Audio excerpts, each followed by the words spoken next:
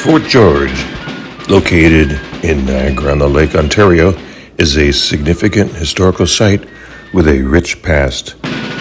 Built by the British in the 1790s, it served as a key military fortification during the War of 1812. The fort was largely destroyed during the war, but has since been reconstructed and now operates as a National Historic Site of Canada.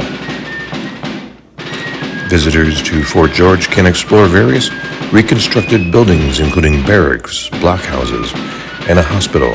The site offers a glimpse into 19th century military life and features daily programs, demonstrations, and special events. It's a great place to learn about Canadian history and enjoy a day out with family. Have you visited Fort George before? Or are you planning a trip there soon? It's an incredible place to visit, and the reenactments are amazing, as you'll see in just one moment. Now notice as well, as the Sergeant Major mentioned, as in open country. When you're in an open country, you don't have to be standing. You can kneel down. Again, giving the enemy less of a profile to shoot at. You can get them lying down, but it's a lot slower to load and fire, and more difficult to get them up off the ground if they're already on the ground on their belly. Fire ready. Fire number one. So they're going to fire an echelon. Essentially, this rank fire, the next rank fire. And what we should be doing is keeping an eye on our misfire. 30% of the time, these weapons are not going to go off. Well, so far, I've counted one misfire, two. Okay, so of that round of rounds going off, 2 weapons did not go off. One of the reasons why we do things in groups, so you're not all by yourself having your weapon not go off. So, now what they want to do is advance on the enemy. Now, one of the best ways to do that is to shoot at them first, get their heads down, and then send the next guys who are already loaded. Rank fires, the rear 1, 2, 3, 4, 5, 6, 7, 8, 9, 10, down. Way too far back. So now that these guys are out front, they're loaded. If anyone comes at them, they have the ability and the right to open fire on that group. These guys are in the loading procedure. As soon as they're close to being done, the front rank will be told to fire. 1, 2, 3, away! Fire! 1, 2, 3, 4, 5, 6, 7, 8, 9, 10. Now the other good thing about a bayonet, it will often keep people on horseback away from you. Whip like cartridge. Prime man. Go!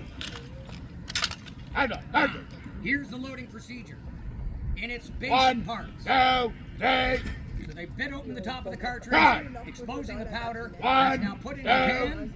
3. The prison gets closed, 1, and the weapon gets put on the ground. 1, 2, 1. Now the rest of the charge and the ball on top of the ball. We don't fire live ammunition here today. We find it comes down to repeat visitation. So the ball will be on top. The rammer is then used to shoot that ball at the bottom. And it's kind of important to put the ramrod back because nobody wants to walk across the field and ask for it back. Fire from the right. So they actually tell you what's happening. Make sure you put it back. 2, 3. Done. Fire! Go. The mark of a really well-drilled regiment is not just how they move their weapons together, but it's how close they can get a volley to sound as one weapon going off. Now, we've got about 15 to 20 guys out here, and to try and get them all pulling the trigger at exactly the same time is difficult. Fire! For example, that one sounded like 2 or 3 rounds. Every year we have a competition. We have a perfect volley competition, and we're all working towards a one solid sound. Let's see if I can get you guys to do the same. Get your hands ready to clap. I'm going to say fire. When I say fire, you're going to clap, and we're going to try and make one sound. Make ready, present, fire. Not bad. Try it again. Make ready. You went with them. Make ready, present, fire. Better. One more time. Make ready, present, fire. See, it's difficult, even though we're not actually pulling a trigger, it's difficult to get everyone to do things exactly at the same time. These guys have to rely on that flint providing the sparks, and the sparks might not fall into the pan at the same rate of speed. Not a bad volley, but they're getting closer. You'd be able to tell as you're approaching a battlefield who the experienced bodies are and who they aren't. If you're hearing the sounds of popcorn, that's generally the sounds of a regiment that's not been well drilled. If it's but if you hear wham, that's the group of people that have done a lot of drill, and those are the ones to be worried about. 1, 2, ready, 2, 3, Fire. done. Fire! Shoulder arm. And again, this fog of war, with just 20 people, it's not a really true good representation of what it could look like. 1, 2, 3, hit! Bayonet! So, the bayonet, very good at keeping horses away. You see, although we can load pretty quickly, a horse will move across this field faster than we can load. So by putting the bayonet on, it's a visual reminder to the horse to stay away.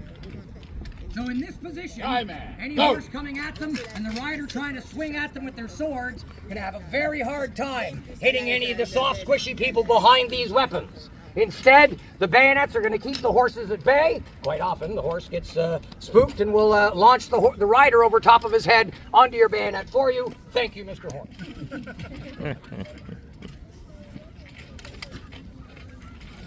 En général, mais parce qu'en Amérique du Nord, il y avait pas beaucoup de cheval ici.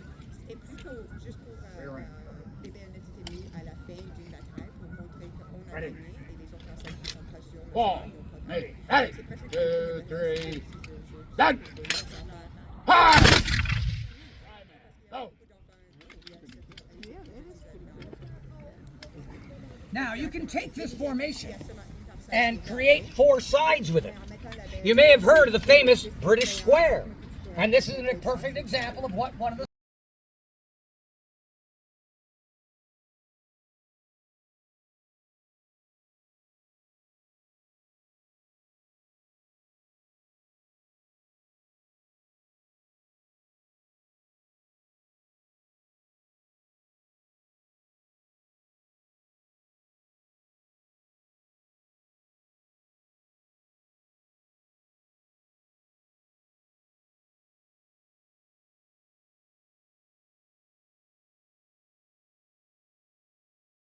a lot of the Americans from coming across.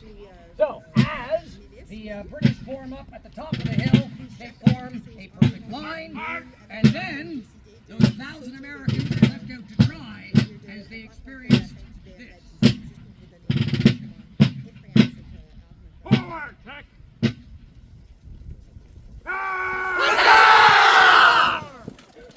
Let's give them a round of applause just for stopping.